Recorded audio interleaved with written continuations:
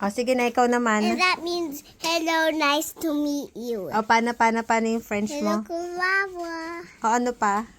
Hello, Samia. Ano pa ibang French na alam mo? Tisa. Ano pa?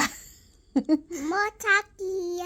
Ano ibig sabihin nun? That means hello, bye-bye, like a French fries. Ay, Hello, bye-bye, like a French fries.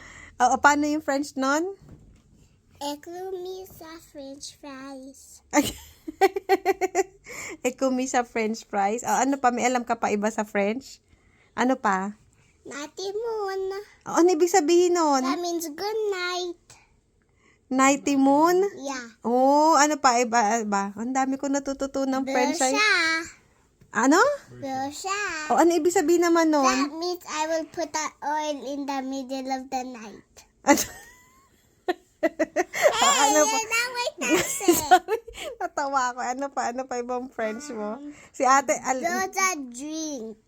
ano naman ibig sabihin nun? That means, hello, I need to drink water. Oopsie, I toot. Ano? Ano yung utot? Anong See, French ng utot? Ano? Oh. Totoo ba yun, te? Ha? My teacher said. At sabi pa ng teacher mo yun. Okay, I believe you. I believe you. Okay. Very good. You learn a lot of you learn a lot more French words when you go to school na. Okay? Are you excited?